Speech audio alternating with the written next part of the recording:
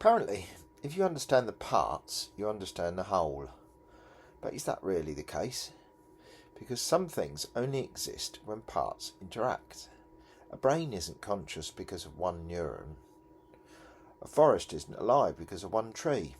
And when you actually look at reality, the deeper we break things apart, the more we seem to lose the thing we are trying to explain in the first place. So, what if reality isn't built from isolated objects at all, but from relationships? Physics, Consciousness and Reality, Dickie Dredd and Nigel Adams. This is part 15 of the video series of Chapter 2, Beyond Physics, Mind, Evolution and Perception. Section 11 in the book, Systems Theory, Wholes, Parts and Patterns.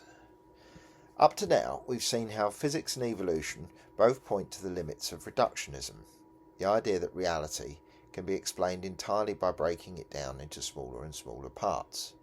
Systems theory takes this insight and makes it into its foundation. Emerging in the mid-20th century through the work of thinkers like Ludwig von Bertalanffy, Norbert Wiener and Gregory Bateson, it shifted attention from isolated components to the relationships and feedback loops that give rise to behaviour. A system is any collection of iterating parts that form a whole, an ecosystem, an economy, a climate, a brain, even a family. The key is that the whole is not just the sum of its parts. Interactions create new properties that cannot be predicted by studying the parts alone. A forest, for example, is not just a heap of trees. The soil, fungi, animals and microclimate interact to produce resilience, self-regulation as cycles of growth and decay. One of the central ideas is feedback. Negative feedback dampens change and stabilises the system, like a thermostat regulating temperature.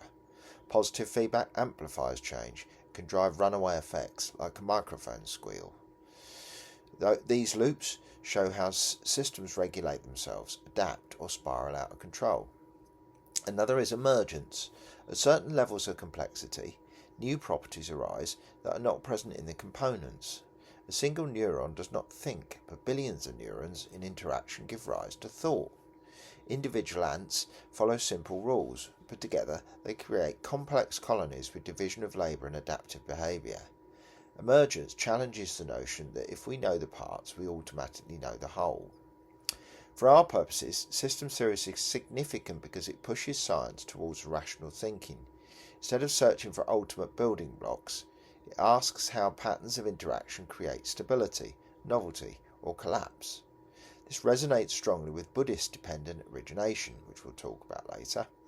Nothing stands alone, and with Taoist ideas of balance and flow, again, which we'll talk about later. Also chimes with ecology, where the focus is on networks and interdependence. Systems theory has also shaped modern understandings of mind. The brain is not a clockwork mechanism, but a dynamic system of oscillations, feedback and self-organisation. Consciousness may be seen not as a property of individual neurons, but as an emergent pattern of activity across networks. This dovetails with some theories of consciousness we looked at earlier, such as global workspace theory and integrated information theory, which rely on system-level interactions rather than single locations. The practical impact of systems thinking is wide. It underpins cybernetics, information theory, ecological management, and even organisational design. It warns us that interventions can have unintended consequences because systems respond in non-linear ways. Tinker with one part, you may trigger feedback that ripples through the whole. For our broader discussion, the relevance is clear. If physics hints that space-time and matter are not fundamental, and if evolution shows that perception filters reality, systems theory gives us the vocabulary to understand how wholes arise from parts, and why we cannot reduce everything to its smallest constituents. It provides a bridge between Western science and Eastern philosophy. Both insist that reality is relational, and that the search for ultimate isolated essences is misguided. Systems theory does not solve the mysteries of consciousness or reality, but it reshapes the questions. Instead of asking what the world is made of, it asks how the interactions of parts create the world we experience. It nudges us to see the world less as a machine and more as a living web of patterns. And in that sense, it belongs firmly in our journey towards a broader theory of everything. The world may not work like a machine made from separate pieces. And if that's true, then understanding reality means understanding patterns, feedback, and interaction, not just smaller and smaller components. Which means the problem isn't just that science reduced things too far, it might be that we've been looking for the things when the real foundation is connection itself. And if that's the case, what happens to our idea of a separate self? Chapter 2, Beyond Physics, Mind, Evolution and Perception, carries on after this, and we're on section 13, Physics and Evolution as Illusion. And that's the last part in chapter 2.